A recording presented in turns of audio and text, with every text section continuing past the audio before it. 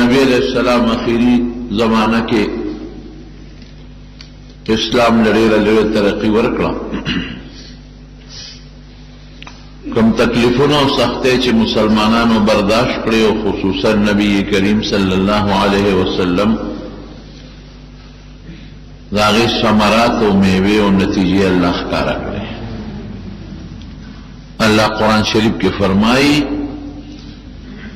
ان مع العسر یسرا ان مع العسر یسرا. اور طالبان پہ پھیگی کہ دل تک دا عسر نہ یو عسر مراد دے دا یسر نہ دو دی. نو سختی پہ انسان راضی تکلیفات پہ انسان راضی خدا غی ڈبل خوشحالے خدا انسان لور کئی. مکی زندگی کی نبی علیہ السلام تکلیفوں برداشت کر سرد مسلمانان و صحابہ بیا پا مدینہ شریفہ کے تردی حد پوری کی دا حدیبیہ پا موقع خدا کور تم دے ظالمان و حضور پاک پر نخواد او پدیر لوی تکلیف و خفگان حضور پاک و صحابہ دا حدیبیہ نہ واپس رال سرونے دا بیت اللہ نہ بہر دا مکی پا حدود کی اخرى ساروی علال کل عمرہ و نشوہ واپس رال. اللہ وعدہ کرے و نبی علیہ السلام سرا والذی فرض علیک القرآن لرادک الى معاد فکر مکہ و زبد دی مکی تا واپس راولم. اغزاد کہ تابان قرآن نازل کردی دی دا قرآن احکام در تدر کردی دی ادر سر وعدہ کی چی واپس بدی مکی تراولم. دا مکی راوستل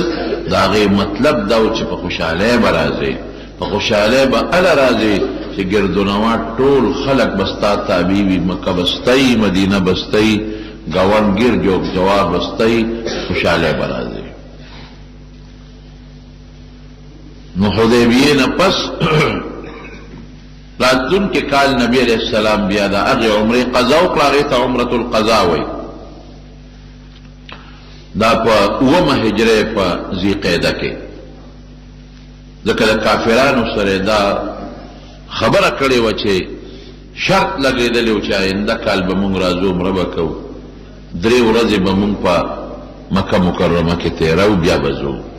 دا خپل وعدی مطابق حضور پاک راغی او دا مشرکان طول دا مکی نووتل. نبی علیہ السلام ازغمل نشو کتی وطن نشو دا آغا طاقتی کتی نشو نبار وطل مکی وطا خالی کلا در روزو دا پار چیزا دی بخبل عمرہ و توافو کیو زیبا و بعض کافران مخامخ یو غرد جبل بنی قینقاع وطوئی پاغی وطا مخامخ کے ناستل تماشے دا پارا. او دا شرط مطابق نبی علیہ السلام صرف توری راوڑی نور نیزے غشی رو نرد اگر تورین دا شرط مطابق پا تیکو کے بندے وے راغلل دا بیت اللہ نے توافو کرن بے وہ چکرے دا بیت اللہ والے نو دے کافرو مخامخ تماشا کولا یو بلتاوے مڑاوی دوس طاقت دا دوی ختم دے دا مدینی تب والی دی. مدینہ کے بخلق نہ جوڑا کے دل مختی کنا داغی طب والی دی داغی مرض والی دا کار نگی. حضور پاک صحابو توی چی طواف کوئے دا خیو گخ کارا کے استباع و توی گسو گبم پٹی او خیخ کارا کے دا سادر دا دی خی ترخ لان دے و باس ہے چی ستاسو دا مٹی دوی اوی دی دشمن لپکار دی کی دشمن باندے خپل رو بورواچی او بیا کله چې دشمن تاسو سے ټوکې کوي او د سره سلیشتنو بیا خامخا پکار دی چې د خپل روب اظهارو کی خپل قوت ښکاره کی خپل ځان ورته وښي وی دا خو غو تخکاره کې چې دې مونږ وویني چې واقعي د مدینې تبه والی یو کنا مدینه واقعي ترجمه نه وا د بیماری ځای خو د حضور پاک په دعات خدای بیماری لري کړه. آب و ہوا دا مدینے پشان پٹول دنیا کے خشتہ بلا نشتری دا مکی و دا مدینے پشان آب و ہوا برکات رالل فرشتے رالے قرآن نازل شو پکے حضور پاک دعاگانے اکڑے پکے آیتون پکے نازل شو معجزات پکے اخکار شو دا د دې نه بهترین ځای به بل کمي مټې ښکاره کړې ورته اوو چکرو کې او په دریو چکرو کې ورته پهلواني وکړې رمل ورته وایي دریو چکرو کې ورته ښه مضبوطې مټې والې پهلواني دا چې دا خپې جوختې جوختې بندې ږدي او دا مټې وهي او دا اوږې ورته لقی عبادت شو او دې عبادت کې د خدای دشمن ته خپل طاقت ښکاره کول دام عبادت دی ځکه هغې الزام ولګاو نو ځکه نبي علیه السلام یې دا چلو کې اوو چکرو کې اوږه ښکاره او په لومبو دریو کې پهلواني کول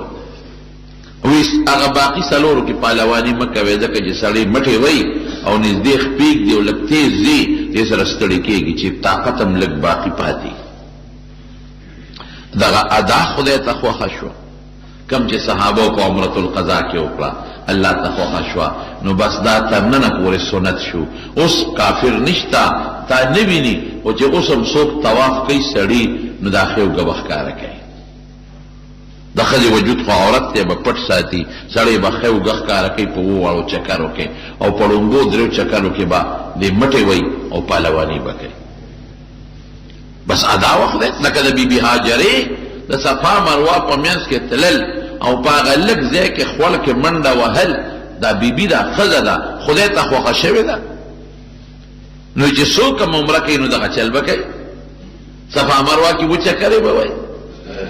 او بیا هغه لږ ځای کې منډه به وایي طواف وکړه صحابو طواف نه پس 2 رکعاته واجب الطواف ورته وایي او د هغې نه پس لاړل صفا او مروه ته هغې په منځ کې وچکرې والې او بیا سرونه وخریل چا سرونه وخریل او چا سرونه کټ کړل قرآن حکیم کې الله فرمایي لقد صدق الله رسوله الرؤيا بالحق ځکه نبی علیه السلام د حدیبیې په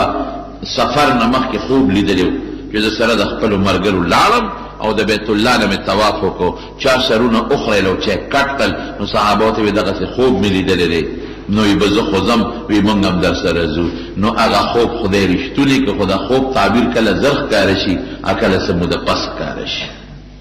الله فرمایي لقد ګوره د پیغمبر خوب وحی ده زمون خوب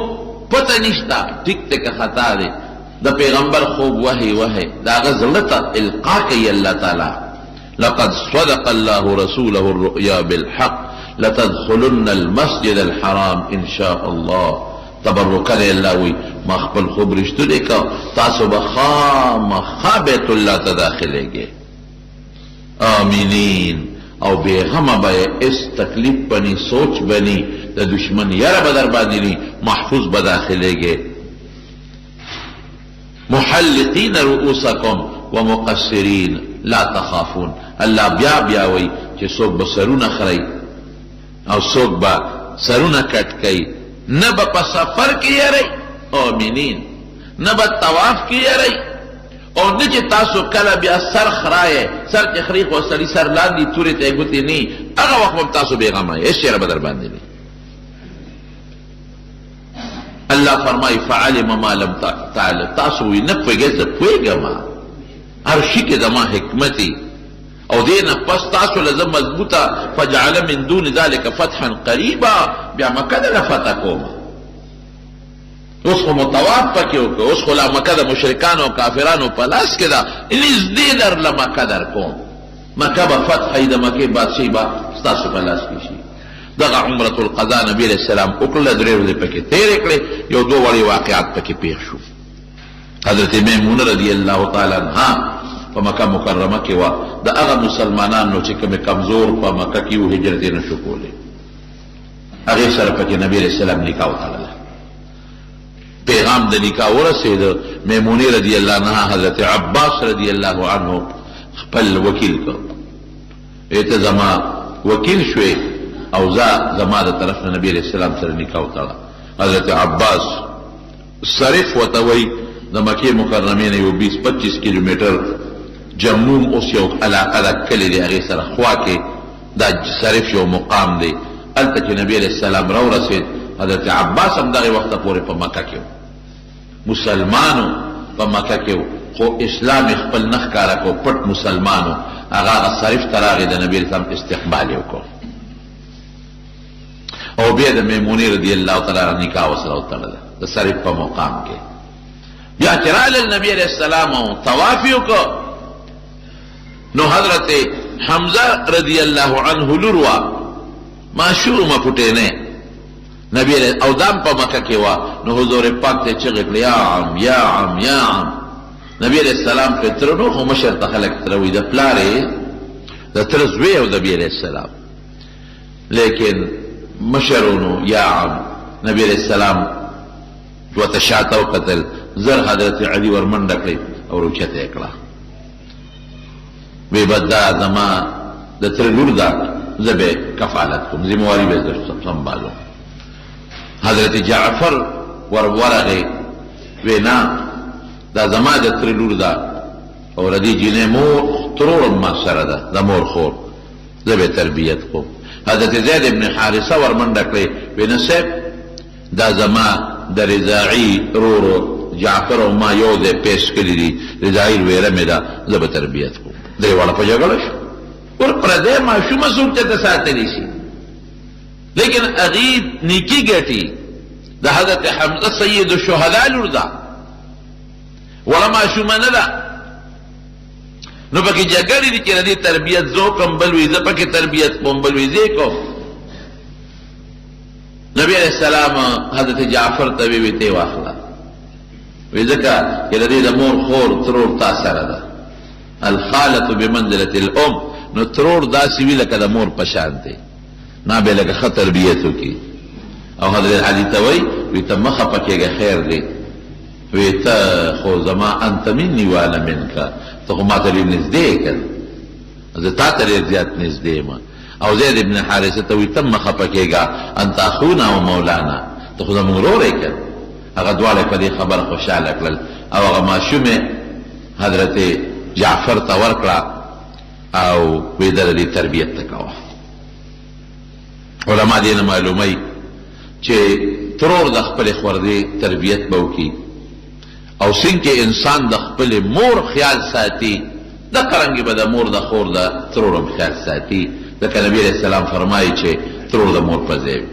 د قرنګي تر د پلار په ځای العم سن ابيه څنګه سړی د پلار لحاظ ساتي او قدر یې کوي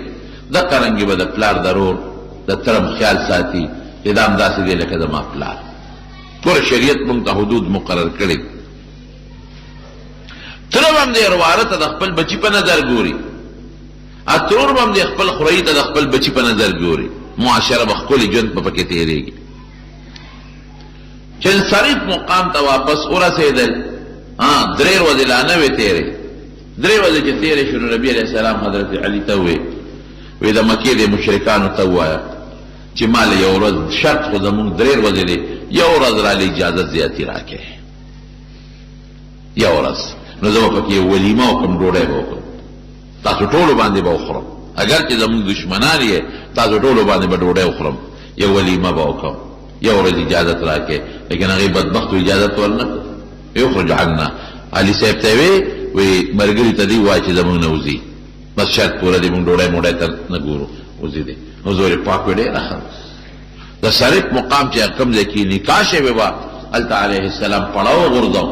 او د حضرت میمونې رضی الله تعالی عنها سره واده شو. بیا لاړل مدینې منورې ته. اتفاق هم داسې و چې د میمونې رضی الله عنها نکاح په دې صریف کې شوې وه وادي په واپسۍ کې په صریف کې وشو او بیا د حضور پاک د وفات نه ډېره موده مخپس په دې لاره روانه وه اقا صریف کې بیماره شوه او هغې کې وفات هم شوه او قبر هم په هغه صریف کې دی چې کوم ځای واده شوي او کوم ځای نکاح شوي. مکې مکرمې نه چې سړی مدینې منورې ته ځي نو د جموم نه لږ غوندې دې خوا یو 20-25 کیلومتر د سړک په غاړه یو چاردیوالي تاو ده چا پې په عام خط لیکلي دي قبر میمونة رضی الله تعالی عنها هغې کې د میمونې رضی الله عنها قبر ده. دا د هغې حدیبیې د عمرې چې کافرو نبی علیہ السلام نه پرېښود او عمرت خرابه شوه د هغې پیغمبر علیہ السلام قضا وکړه. د دین مسله هم دقسې د شریعت چې کوم انسان نه عمره خراب شي نو دا هغې به بیا قضا کوي. په دې د ټولو علماو اتفاق دی. هغې نه پس په دې درمیان کې د اسلام چې کوم لوی دشمن او د پیغمبر علیه السلام سره ډېر زبردست جنګونه کړي. حضرت خالد ابن ولید رضی الله عنه خدای مسلمان که یو ډېر د عربو یو مشر چې هغه ډېر زیات هوښیار او ډېر قابل او د پیغمبر علیه السلام سخت دشمن و. عمرو ابن العاص رضی الله عنه دی هم مسلمان شو. او بل یو زبردست کافر چې تاسو به ټول وپېژنئ د ابوجهل و عکرمه دا خدای پاک مسلمان که. او واقعات یې څنګه حضرت خالد ابن ولید وایي چې زما زړه کې داسې د اسلام رڼا راتله چې کوم جنگ کې به زه د نبي علیه السلام سره شریکېدم او ما به د صحابو مقابله کوله نو هغه وخت هم زما د زړه ماته وایي چې دا ته څه کوې بس قومیت و د قوم دپاره جنګېدم نو زړه مې مطمئن و زړه به مې خفا و. وایي چې کله نبي علیه السلام حدیبیې له راته وی ما ځان سره د شاه سوارانو د اسونو د لښکر واغېسته او مونږ وی چې دي به مونځ کوي یو ځای کې او د مازدیګر دا مونځ داسې دی چې دا مسلمانان نه پرېږدي. نو یو مونځ هم نه پرېږدي خو دې له ډېر لوی اهمیت ورکوي. ځکه قرآن شریف کې الله فرمایي حافظو علی الصلوات والصلاة الوسطی چې یو مونځ هم نه ګورې پاتې نه شي ټول به کوئ او پوره په خپل وخت کې به یې کوئ. وګورې مازدیګر به خامخا کوئ. نو ما ته خو د مازدیګر د مونځ اهمیت معلومو نو مونږ وایي چې د دې په مانځو درېږي مونږ به د یو غونډۍ شاته ورته پټ یو ناګهاني به پرې حمله وکړو. مسلمانان چې مونځ کوي ټولې به یې ښودي توجه به یې ني د جنګ نیت به یې ني بس چې تر څو دوی ځان سنبالي نو مونږ به قصه ختمه کړي.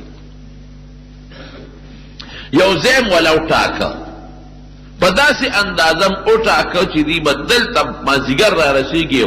د مازدیګر مونځ به کوي او دلته به پړه وچوي. عربو ته خو ځای نه معلوم و که نه هر ځای خو به چا خیمې نه ښخولې په لاره چې به تلل یو خاص ځای نه هغه ځای کې به خلکو مسافرو خپل پړه وچو. نه هغوی ته هغه پړاو معلوم و چې دلته مازدیګر را رسي او دلته به خپل پړه وچوي. پړاو به یې داسې ځای کې اچوي چې هلته کې سوري وي ځمکه هوارئ میږي وغیره پکې ني اوبه ورته نږدې وي خشاک ورته نږدې وي چې داسې ځای نه دا به مخصوص پړاو نو ځای نه و. مونږ یو ځای کې ورته په تاک کې کېناستو روغه لار وه نبي علیه السلام هم په هغه لار را روان دي جاسوسان مونږ مقرر کړي دي هغې اطلاع راکړه چې په دې لار راځي. وی ناګانې لار بدله کړه په بل لار لاړ. وی ما ملګرو ته وی چې داسې معلومېږي چې دا رښتونی پیغمبر دی. ګوره یکدم یې لار بدله کړه. دوی ته څه پته وه چې مونږ د دې غونډۍ شاته پټ ناست یو. دوی جاسوس خو مونږ چېرته نه یو لیدلی او مونږ پوره تیاری کړې دی د دوی د مرګونو او مکمل لار بدله کړه په بل طرف ته وشو. معلومیږي دا چې دا خدای خبر کړی دی. خدای هغه څوک خبرې چې پیغمبر یې وي. زمونږ منصوبه ناکام شوه. وی چې ناکام شوه نو بیا مو بل ځای ورته لاره ونیوله او په دې سوچ کې اندازه م ولګوله چې دوی به مازدیګر دې ځای ته رارسي او دلته به خامخا دوی خپل پړاو اچوي او د مازدیګر مونځ به کوي. ځکه بل ځای کې دی نه شي نه دې نه مخکې ځای شته د پړاو غورځولو نه دې له وروستو بیا شته لرې دي ځای نه. ځان هم ورته بلکل یو ځای کې پټ کړه او چې څنګه نبي علیه السلام سره د ملګرو راورسېده او د مازدیګر په مونځ باندې ودرېده بس مونږ خوشحاله وو چې که خیر وروستو پې حمله کوو. نو څه چلې را سره وکړو صلات خوف وکړو. صلات خوف دې ته وایي چې نیم ملګري ځان پسې ودرئ او نیم دشمن ته مخامخ ودرئ. دا نیم چې کله یو رکعت د امام سره وکړي نو دوی لاړ شي دشمن ته ودرېږي هغه ډله راشي امام سره ودرېږي. امام دویم رکعت وکړي او د دې دویمې ډلې لومبي رکعت شي او بیا یو ډله هم ځان له خپل یو رکعت وکړي بله هم وکړي نیم دشمن ته ولاړي نیم امام پسې ولاړي. په داسې طریقه صلات خوف دا اوس هم جایز دی مشروع دی مسنون دی. بلکې وی چې مونږ خو وی چې دیو په مانځو درېږي او مونږ به پې حمله کوو چې اوس مو قتل نو غون نیم خلک یې مونږ ته مخامخ ودرول انیم ورپسې په مانځو درېدل هغې چې ورسره رکات وکړه هغوی رالل مونږ ته ودرېدل دوی ورغلل هغې سره دویم رکات وکړو بیا هغې خپل رکات وکړو نیم مونږ ته ولاړ دي بیا رالل هغې مونږ ته ودرېدل نورو خپل نیم بس زمونږ منصوبه ناکام شوه ملګرو ته مې وایي چې ما درته نه وي چې دا رښتونی پیغمبر دی دروغجن نه دی ګوره په کومه طریقه یې مونځ وکړو ومې خپل مونځ وکړو ومې زمونږ نه څوکۍ وکړه د ملګرو بیا حضور پاک ملګرو ته وایي چې دا سړي خو مونږ نه صبرېږي یو ځای مو ته لار بدله کړه بل ځای د مانځه دې چل پول نیول غواړي کلپ وینیول خالد ابن ولید سره د ملګرو یې گرفتار کړ او حضور پاک ته پیش کړ لیکن نبی علیه السلام رحم دلو دشمن داسې دشمن چې هله ګوته له ورسي کوم ځای کې پرېږدي وایي معاف یې کړو چې ځای مه معاف کړی وی دوه نښې خو مې دا شوې چې دا سړی رښتونی دی او دا پیغمبر دی او بله نښه مې دا وه چې کله مې ورسره جنګ کړی دی جګړه مې ورسره کړې ده نو هغه وخت سره به زه مطمئن نوم ما به وی بې ځایه جنګ کې ظلم کې ولا به مې نو مطمئن اوس په دې شش و پنج کې چې زه څه وکړم وی ماله کې دا فیصله وکړه چې زه عیسایي کېږم حقیقت پیغمبر اسلام سره خو مې دشمني ده سخته دشمني ده احد کې مې ورسره مضبوط جنګ کړی دی بدر کې مې ښه مضبوط جنګ کړی دی خندق کې تلیم جنګ مې ورسره کړی دی نو دشمن سره خو نشم تابع کېدی که رښتونی م دی خو نشم کېدی ضد دی ضد خو زه راشه عیسایي بشم یا یهودي بشم هلته به زه دی کې نبی کریم او د ده رورو ولید مسلمانو رور مسلمان دی نبی علیه السلام ولید راوغوښته وی ولیده وی خالد ډېر هوښیار دی مونږ سره ډېر جنګونه وکړل خو داسې هوښیار سړی د اسلام نه لرې نه دی پکار دی چې دا سړی مسلمان شي د ده دومره لوی تجربه ده او دومره هوښیارتوب دی نو چې دا د کفر دپاره استعمالیږي د بوتانو دپاره نو پکار دی چې دا د اسلام دپاره پکار راشي وی د الله رسوله څه وکړم وی یو خط زه لیکم د خالد ابن ولید په نوم دا والا یو څه ممکن ده چې دا سړی خدای مسلمان کی اوس خالد ابن ولید وی زه په دې سوچ کې یم چې چېرته شام ته ځم وی عیسایي کېږم وی دی کې زما رور راغی ما له خط راوړه مې چې دا څه دي وی یاره نبي علیه السلام دا خط راکړی دا لږ وګوره چې خط مې ولیکه نو په خط کې راته حضور پاک او د شپې مې خوب الابیل ولیده د شپې مې خوب ولید چې خطرناک ځنګل دی غنی دی پکې ازغی دی پکې او ډیر د خطرې سیدونه دی په دې ځنګل کې زه پکې روان یم ډېر خطرناک دی او چې روان یم نو یو صفا لارې ته تې ووتم د دې ځنګل نه پاکه لاره د صفا لاره د روغه رڼا هېڅ پکې تیاره نشته او هېڅ تکلیف پکې نشته او هېڅ نقصان نشته وی دا خوب مې ولید وی د خوب نه مې معلومه کړه چې زما دا کوم دین دی د جاهلیت او د کفر او د شرک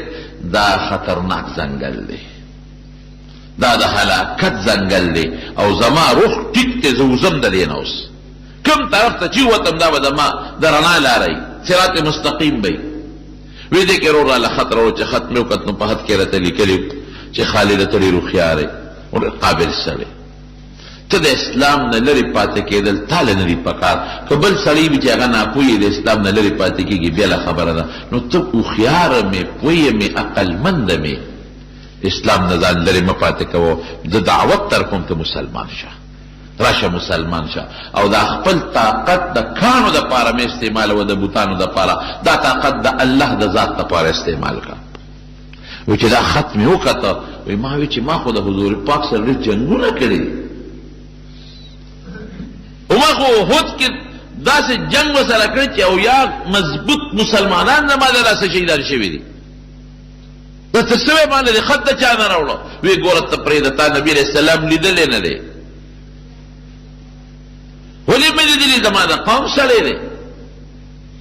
53 کاله په دې مکه کې مونږ سره تېر کړي دي وی ښه نو تا ورته د دې نه دي کتلې حضور پاک ډېر رحم دل دی دا خط قسم دی چې نبی علیه السلام مال راکړه ستا په نوم وی مې چې ښه ورځه خدای به خیر کړي وی زما یو څو دوستان یو صفوان ابن امیه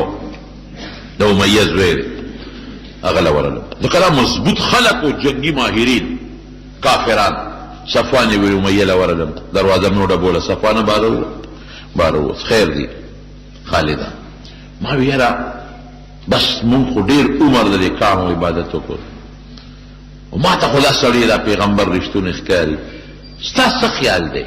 مړه زه چې زو پرېږده دا کفر پرېږدو او د دې محمد ملګرتیا کوو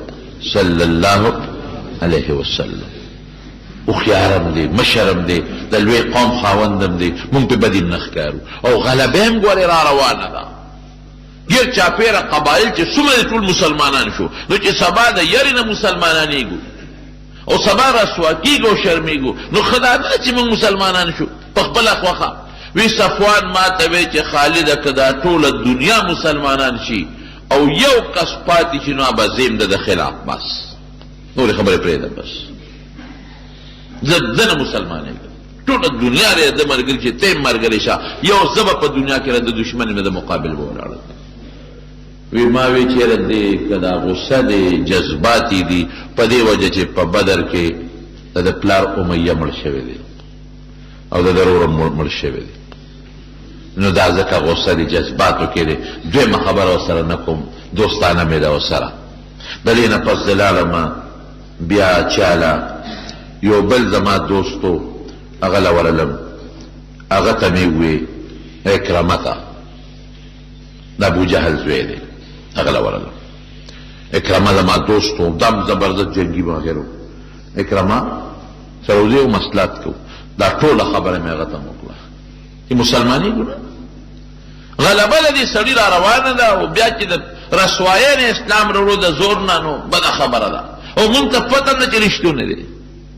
او در یو لوی نسب او قوم خاوند دی نو که د مونږ ملګري شو بدي پې نه ښکار وی اکرمه وی چې سوال نه پیدا کېږي چې زه مسلمان شم که دا ټوله دنیا را د تابع شي دا ټوله دنیا زه یو دشمن بیم وی ما وی چې دا د ابوجهل زوی دی پلار یې بدر کې مړ دی د پړه کې غصه پرته ده دا هم نه مسلمانېږي یو بل دوست مې و هغه له ورلم عثمان ابن طلحه هغه له ورلم چې عثمانه زما له خو بدل دی زه خو بس ما ته خو د اسلام رښتونی دین ښکاري او دا سړی ما ته رښتونی پیغمبر ښکاري او ډېر زیات مخالفتونه وکړل مونږ څه ګټه وکړه خو څه بدې خبرې خو نه کوي او د کانو عبادت مه کوئ بوتان مونږ په واقعي په خپل لاس جوړ کړي دي نو چې په خپل لاس هم کوم شی جوړ کړو هغې ته سجدې کوو او زنا مه کوئ نو خبره یې بده خو نه ده او بچي مه وجنې نو خبره خو یې بده نه ده هغه وی لونه مه قتلوئ نو خبره خو یې بده نه ده او بربند طوافونه مه کوئ نو خبره یې بده نه ده مردارې مه خورئ نو دا څه بده خبره ده پردی مال مه خورئ دا څه بده خبره ده پاک اوسېږئ کومه خبره د هغه غلطه چې موږ پکې نقطه راوباسو عثمان ما ته وی چې خالد مقصد دې څه دی مې چې مقصد خو مې دا دی چې زما خوله کېږي که ته مې ملګری شوې نو زه چې زه مسلمانېږو عثمان وی چې ما هم بېګا دا سوچ کړی ملګری مې ځان له کته ملګری مې کته خو داسې کوو چې یو ځای نه وځو که یو ځای ووتو نو هسې نه خلک را باندې شکیان شي نو دلته راته غم پېښ نه شي نو یو ځای دی یعجج هلته به ځم لاړ شم او تم راځه هلته به سره میلاوېږو بس وی خوشحاله شم چې ملګری مې پیدا شو وی چې هغه مقام ته زه لاړم نو عثمان زمانه مخکې رسېدلی و په خپل ساري باندې سور و چې لږ لاړو نو عمرو بن العاص مشر سړی دی هوښیار جنګي ماهر چې مشورې به د مکې کافرانو اخېستې را دنه به اخېستې را سره میلو شو مونږ ته وی چته دی مونږ وی خدایه دا خو مشر دی منصوبې د جنګ خو به ده تیارول او قابل سړی دی اوس ده سره څوک و مونږ ورته ته چېرته ځې وی نه تاسو راته ووایئ مونږ وی ښه نو بد خو به نه ګڼئ وی زه پوه شوم در بد زه پوه شوم تاسو جوړ مدینې ته روان یې مونږ وی همدغسې وګڼه وی زه م روان یم زه م روان یم څه سوچ دی ستا ته م روان یې ستا څه سوچ دی وی زه خو د ډېرې مودې نه په دې سوچ کې چې زه به کله نه د اسلام کې داخل شم مسلمان بشم خو د خپل قومیت مې پرېښودم نن مې لکه سوچ وکړه چې راشه دې ګنده ځان وباسه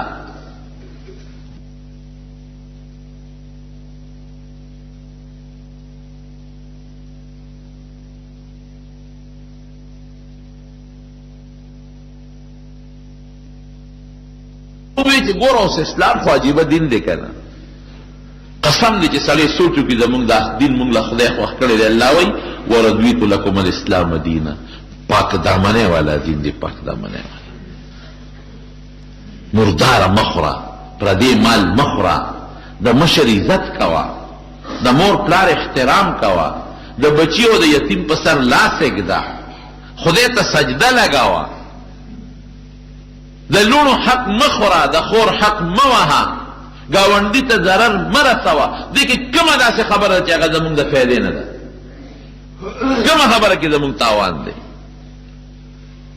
د شریعت خلاف چې مونږ سر و باسو، د شریعت خلاف چې مونږ ځان چلو، نو دا کې به زمونږ پوره تاوان دی. ولې لور جمدی خپلو کې تاوان نه دی؟ ولې لور له خپل حق ورکولو کې تاوان نه دی؟ ولې بدعملي کول او زناکاري کول تاوان نه دی؟ د وجود تاوان، د مال تاوان او د مسلمان عزت اغشتل تاوان نه دی؟ ولې پردی مال خوړل، ستا مال چې څوک خوري ته نه خفه کېږي، نو پردی ولې خوري؟ ستا د مشر چې څوک قدر نه کوي ته نه خفه کېږي، نو پردی مشر قدر ولې نه کوي؟ ستا د بچی په سر چې څوک لاس راکاږي ته پې خوشحالېږي، د پردي بچی په سر ولې لاس نه راکاږي؟ ستا ګاونډي چې تا ته ضرر رسي ته خفه کېږي، نو ته ولې بل ګاونډي ته ضرر رسوي؟ تا سره چې څوک ښېګړه وکړي او ته یې قدر ونه کړې خفه کېږي به که نه؟ نو چې خدای در سره ښېګړه کړې ده، نو د خدای قدر ولې نه کوي؟ سر ورته ولې په ځمکه نه ږدي؟ د اسلام کومه خبره داسې ده چې هغې کې زموږ تاوان دی؟ خو مونږ ځان له په خپله د اسلام خبره تاوان ګڼو. اسلام کې قسم په خدای زموږ ګټه ده. اسلام رڼا مذهب دی، اسلام روښانه مذهب دی. کور کې امن، ګاونډ کې امن. اوس خو اسلام خلکو په غلط رخ استعمال کړی دی، په ډېر غلط رخ استعمال کړی دی. نو خلکو ته مه ګوره، جرمونو د خلکو ته مه ګوره، اسلام ته وګوره. یو سړی ویران که نه مسلمان شو، جومات ته ویرانه نه وته، نو هغه چا ورته ویې سپلی ران سره دننه کا. وی ولې؟ وی دا خلک پټی دلته غلا کوي، دا مخکې ځان سره یو څه. هغه وی څوک یې پټی؟ هندوان یې پټی دلته؟ هندوان څه څه؟ وی نه. عیسایان یې پټی؟ عیسایان څه څه؟ وی نه. یهودیان یې پټی؟ یهودیان څه څه؟ وی نه. وی څوک یې پټی؟ وی دا مسلمانان. زه بس وی دغه دین ته مې سلام دی چې خلکو له سپلی پټی. نو ګوره هغه قمقل و، هغه هوښیار نو قمقل و. ولې؟ د یو شخصیت ته وجې دین مه بدنامه وه. یو سړی غلطي وکړه، یو سړی پښتون غلطي وکړه، نو د پښتو خو نه بدنامېږي ورسره. د یو قوم سړي یوسفزی کې یو سړي غلطي وکړه، نو ټول قوم خو ورسره نه بدنامېږي که نه؟ یو مولانا صاحب ته چا وی شیخ غلا وکړه، شیخ غلا وکړه، هغه وی ګوره ګیره مه بدنامه، داسې مه وایه چې شیخ غلا وکړه، ګیره دې بدنامه کړه. داسې وایه چې غل شیخ شوی دی، داسې وایه چې غل ګیره پرېښې ده د خپل اغلا دپاره، چې که ګیره مې نه بیا به خلک را باندې ګمان بربدو کوي، ګیره به پرېږدم څوک به را باندې د غل ګمان نه کوي. دارالعلوم دیوبند نه سپلی پټه شوې چې هغې طالب غلا کړې ده. مولانا صاحب نه داسې مه وایه چې طالب غل شوی دی، داسې وایه چې غل طالب شوی دی، د طالبې جامه کې را ننوتلی. نو اسلام به نه بدنامه. یو شیخ غلطي وکړه، ګیره به نه بدنامه. ګیره خو ورته نه دي ویلي چې دا غلا وکړه، ګیره خو یې منې کوي. یو ملا نه غلطي وشوه، ملا پسې ملایتوب پسې به کنځله نه کوي، مولای خو ورته نه وایي چې دا کار وکړه، ده غلطي وکړه. نو اسلام به نه بدنامه. اسلام ډېر ښکلی مذهب دی چې الله فرمایي ورضیت لکم الاسلام دینا، ما د اسلام غوندې دین غوره کړی دی. نو چې خدای کوم شی غوره کړي، ابه د خیري کې د شر به وایي، اوس ابه د خیري. چې دی ورسېدل مدینې منورې ته، اوس ګوره ورته چا ورته ویلې نه دي، نو ویې لمبل، اوښان یې څومره لاولې ولمبل، زیاتي نوکان ویښته مې کټ کړل، خوشته جامې ځان سره وړې وې، هغه یې واغوستلې. خیر اسلام خپله سړي ته پاکوالی ښیي او خوشبویي پورې کړه. ولید وله راغی، د خالد ابن ولید روړ، ویې وروړې څه کوې؟ راورسېدی؟ ویې راورسېدو. وی چې مونږ خو راورسېدو، خو ودرېږه جامې بدلو، هله شا به وي زر کوی، نبی کریم صلی الله علیه وسلم ستاسو استقبال کوي، انتظار مو کوي، صبر وکړه وروره، داسې پلیت وله نشو ورتلی چې جامې پاکې کو، وجود پاک کو، دوړې لرې کو، نو بیا به ورځو. درې واړو جامې بدلې کړې، غسل یې وکړل، صفا جامې واچولې، خوشبویې واچولې، او بیا نیغ لاړل مدینې شریفې ته. او چې په جومات ورننوتل، حضور پاک دقسې ورته ولاړل.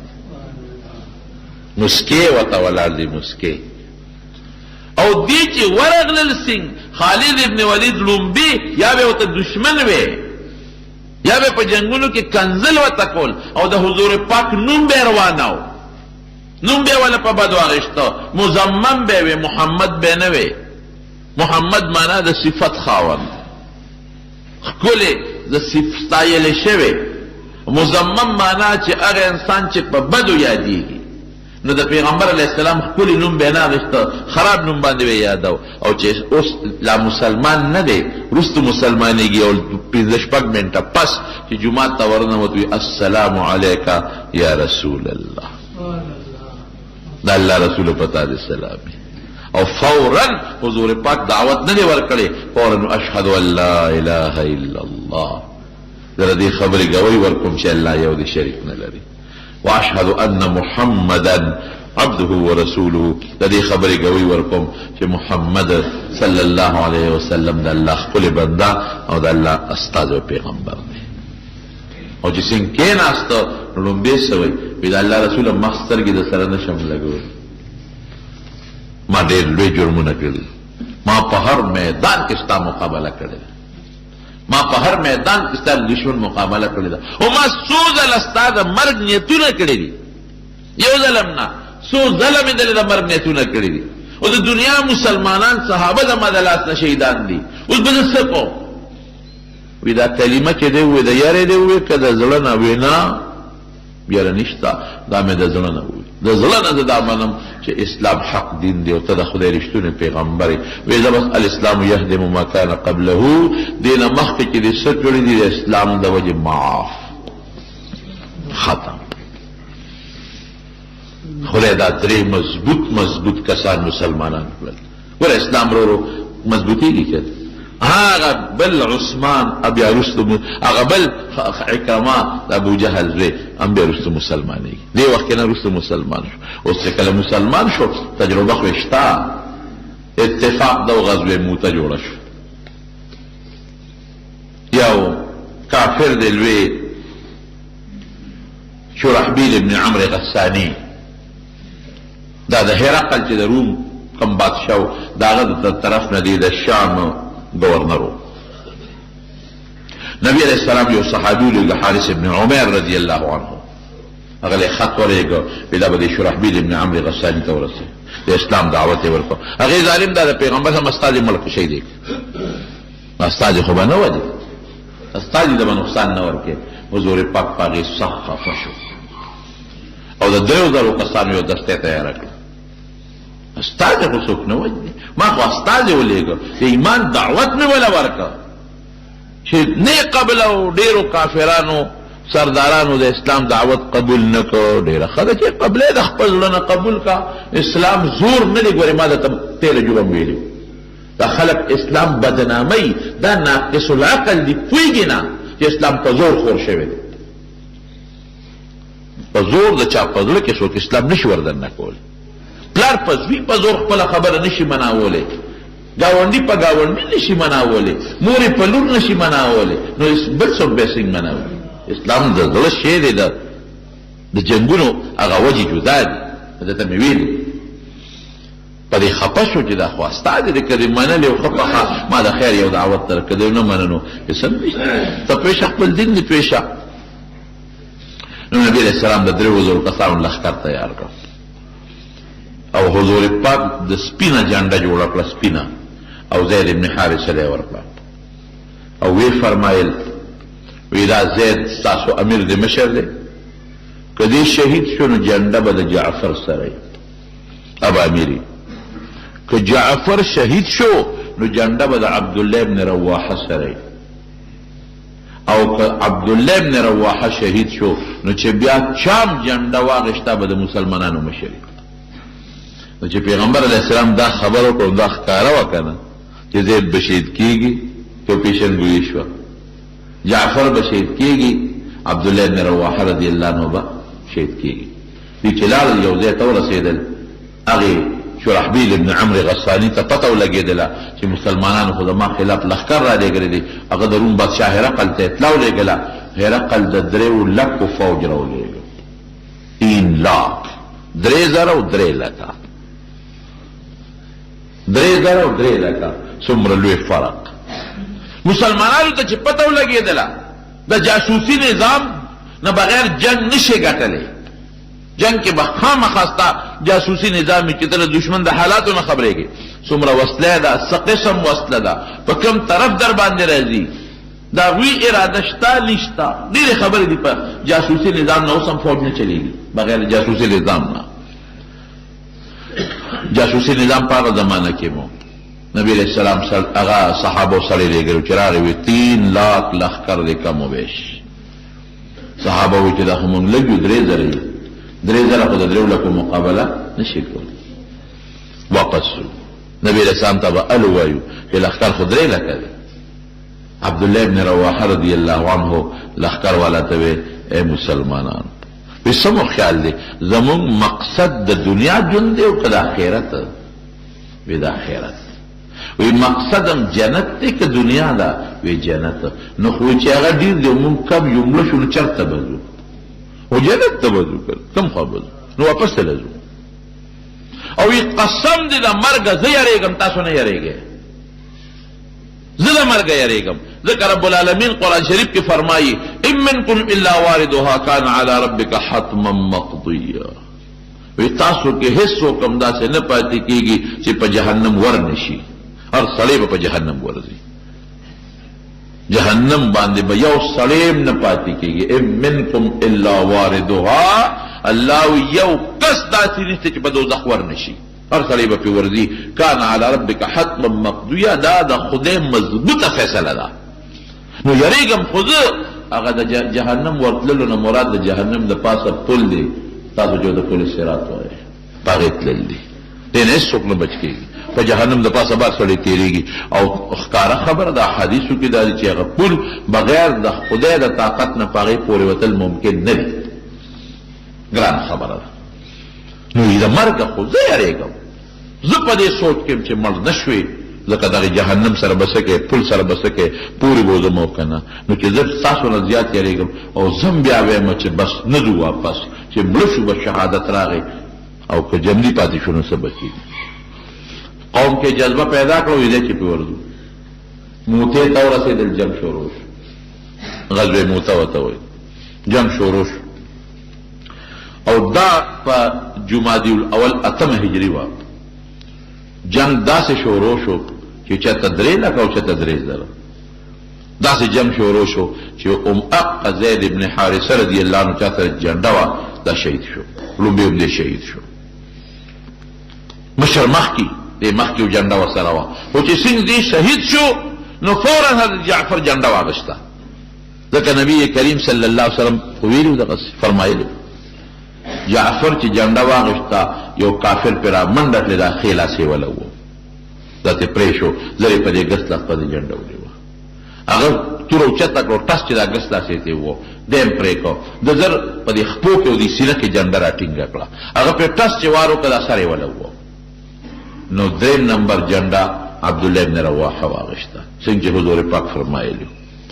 کافر پاغه راغون شو، عبدالله ابن رواحه شهید کو. جنډه خالد ابن ولید لاس کې واغېسته. اوس نبی کریم صلی الله علیه وسلم ته دا منظر خدای دقسې مخامخ ښیي، نیغ په نیغې ورته ښیي. مکاشفه د کشف دی، دا ورته خدای پردې ختمې کړلې او دا منظر دقسې ورته ښکاري. او جومات کې ناست دی او فورا رسول الله مبارک په ژړا شو او فورا وی قتل زید شهید شو. اخذ الرأیة جعفر جنډه واغېسته. بیوی جعفر شهید شو. اخذ الرأیة عبدالله ابن رواحه جنډه په لاس کې واغېسته او سترګې بیګي. بخاری شریف کې حدیث دی. او بیا فورا فرمایي وی عبدالله ابن رواحه هم شهید شو او جنډه چا واغېسته. اخذ الرأیة سیف من سیوف الله، د الله د تورو نه یوې تورې جنډه په لاس کې واغېسته. خالد ابن ولید ته ځکه سیف الله وایي، د الله توره. دې میانځ کې یو خبره کومه، خالد ابن ولید د دنیا جهادونه کړي دي نه پس مضبوط لوی مجاهد دی وی. فرنٹ لاین چې وته وي، خط اول وته وي، لومبه دی رستو کړل او چې کوم رستو دي خلک دي مخکې کړل ترتیب یې بالکل بدل کو دوه وجونه یو خدا چې دا مخکې خلک ستړي دي دنه بشي رستو خلک هغه ستړي نه دي دا به مخکې کم دویم دا چې دشمن باندې به روح پریوزي ځکه دا مخکې خو څومره دی وجنګېدل نو پیژني یو بل هغې باندې به دا روح پریوزي چې دا جوړ نوی لښکر وله راغی ګور جنګ کې به دا حکمت عملي استعمالی چې سار له جنګ شروع شو او خلک یې خواره واره کړل صفونه ګډ وډ کړل یو صف د یو نه لري بل د بل نه لري بل د بل نه لري او سیروستو په غونډو کېنول چې کم ستړي وو زخمیانو چې دشمن سبا جنګ ته راغی هغې ویل که د شپې وله نور کومک امداد راغلی دی دا خلق نو دا څومره دی جنګ کې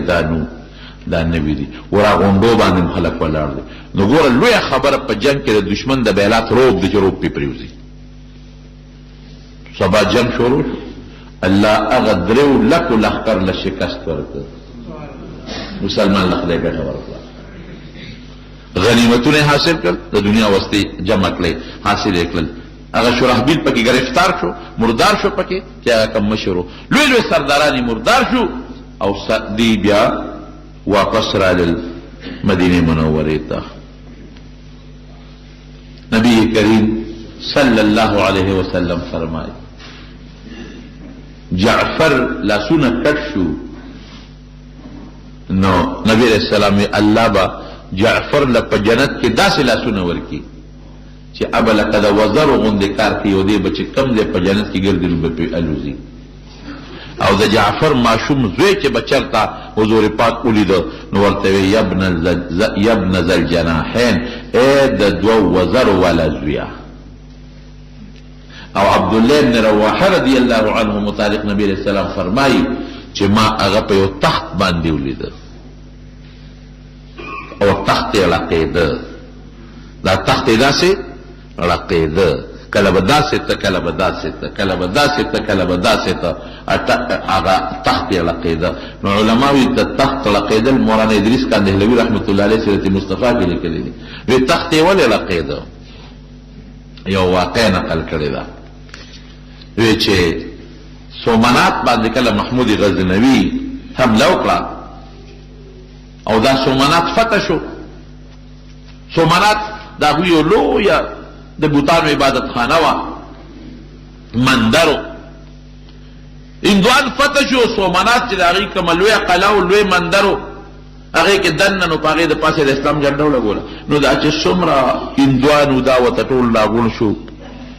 او محمود غزنوي ته وی چې بس داسې کار دی چې موږ درته یو درخواست کوو په دې مندر کې زموږ یو غټ بوت دی هر څه چې کوې خو دا یو بوت راله مه ماتوه څومره پیسې چې غواړې درکوو څومره پیسې چې غواړې خولې نه وباسه ځکه بوتان د ټول مات کړل چې په کوم ځای به ورغې فتح کول بوت پې ماتو بوت پې ماتو بوت پې ماتو ټول زمونږ بوتان دې مات کړل زبس چې څه دې وکړل او دې کړل خو ته دا مهرباني وکړه چې دا کوم غټ بوت دی په منځ کې دی دا راله مه ماتوه پیسې چې ته څومره غواړې دربه چا ورته وی چې صاحبه خیر دی یو بوت دې پکې وي که نه یو بوت دې وي دا به پرېږدو بغه پیسې راکوي زرګونه روپۍ راکوي یو سره او سپین هغه زمانې اوس خو روپۍ زمونږ اصطلاح کې ده که نه هغه زمانه کې چې څه سکه وه او سره او سپین او هر څه راکوي یو به ورته پرېږدو د ده مړه نرم شو زه وی صلاح پې کوو نو د شپې خوب ولید چې د میدان دی د حساب کتاب محشر نو یو فرشته مې دوزخ ته راکاږي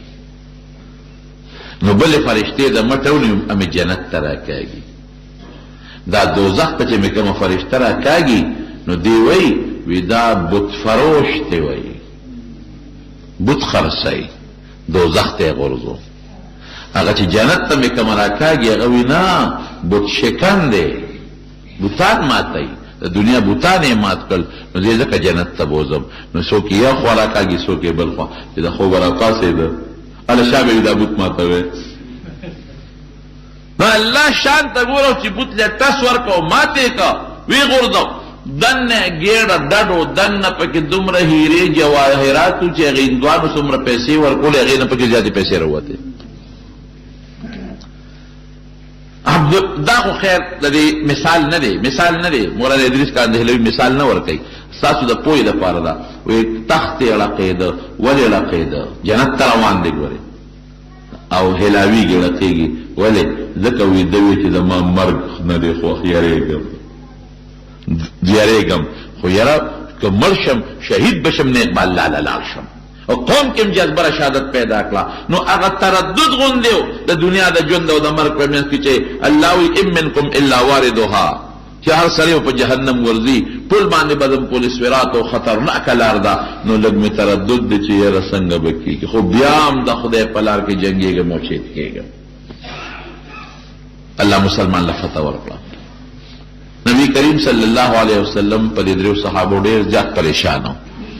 انتهایی زیات حضرت جعفر د ترزوی ماشومان بچی تی پاتې شو حضرت زید دا د پیغمبر علیه السلام ماشوم لوی کړی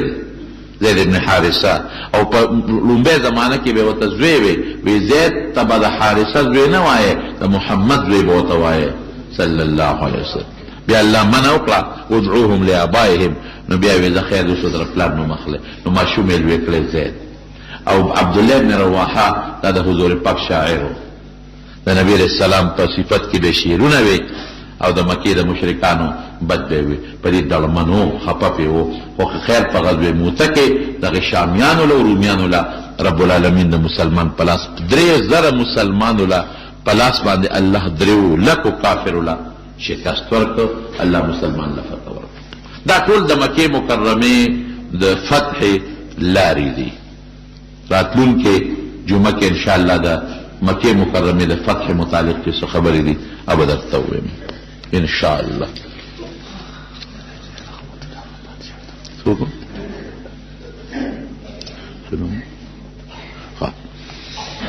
بان اغشتو کې ګناه شته کې نشته بالکل د جواری ده او د کې ګناه ده دینه بازار ساتي د ماشومې لپاره علی شاه نوم څنګه دی نو د ما په خیال دا د الک نوم معلومیږي نو جنې له میګ دی په جمعات کې د غیبت او کنزل ولا مسکیږي کنه نور خلکو سره مسکیږي کنه مسخ کېږي خدای دې لوی جرم دی د دې رضانو ساتي ګناه ارزه ګناه ده خو په جمعات کې به لوی ګناه ده مړی سپارل په تفصیل سره بیان کا مړی سپارل خو بس دا ده چې یو کس به وایي چې د الله په نوم باندې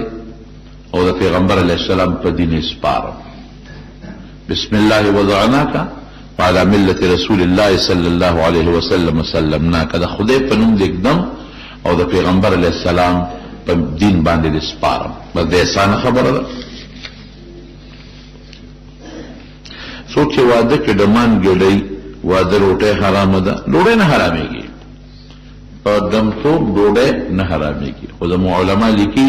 چې که په یو واده کې ګمراهي وشي نو داسې نیکان خلک او خاص خلک دې هغه ډوډۍ له نه ورځي بیا دې نور هم ډاډه کېږي نور خلک هم ډاډه کېږي او چې داسې نیکان او خاص خلک ورنشي دې به هم پوه شي چې دا ولې ما له رانلل دې به ما آینده دا کار نه کوي نور خلک به هم پوه شي جره داسې نیکان نه راځي عالمان نه راځي زما ډوډۍ کې واده کې به څه برکت وي نو دا شی به بند شي ایمان او اسلام تعریف دا خو د طالبانو خبرې دي نو بیا راشه چې هغه ځان راته ووایي موږ دې ښه دعا وکړئ الله ته زمونږ دغه صحابه کرامو چې دا کوم جهادونه کړي دي او د صحابه کرامو د اسلام دپاره کومې قربانۍ کړي دي خدای ته یې وله قبولې کړي او الله د جنت درجات به تا ورکړي مې خو موږ هم سوال کړو د جنت لوړ درجات وله نصیب کړي د هغوی د دین چې کوم خدمت وکړو خدای دغه د حضور پاک دین په ټول اسلام کې خور کړي او زمونږ د دې دین الله حفاظت وکړي زمونږ د ایمان حفاظت وکړي موږ د نبی علیه السلام په نقش قدم روان کړي الله نن چې په امت مسلمه کې کم فسق و فجور بربرتوب فحاشي عریانیت خورېږي خدای د دې نه امت مسلمه په حفاظت کې وساتي الله که څوک مریضان دي ته ولې شفا ورکړي که څوک قرضداران یې قرضونه اخلاص کړي زمونږ د حلال روزي او فراخ رزق نصیب کړي زمونږ دلته د جومات یو ګاونډی ده محمد عمر لالا د عمر لالا زوی وفات شوی غالبا په هغه ورځ اتوار ورځ وه زه هم نه کلي کې او زمونږ ګاونډي م دی دعا وتو کې چې الله تعالی مغفرت نصیب کړي. لوی جمع ده د اخلاص دعا وتو کې الله ته مغفرت نصیب کړي. الله لوی سفر د آخرت له حق وګرځول کې خدای کې انسان دې کې څه غلطۍ تقصیرات کې شوي هغه ته معاف کړي. وارثانو له او رشتہ دارانو له صبر ورکړي. نور چې کوم مسلمانان وفات شي ټول د دوی کې الله مغفرت نصیب کړي. الله زموږ د دنیا او د آخرت د خیر زندگی نصیب کړي او د شر او د فتنو په دواړه جهان په امن کې وساتي. اخر وخت په خپل دا کلمه نصیب کړي لا اله الا الله محمد رسول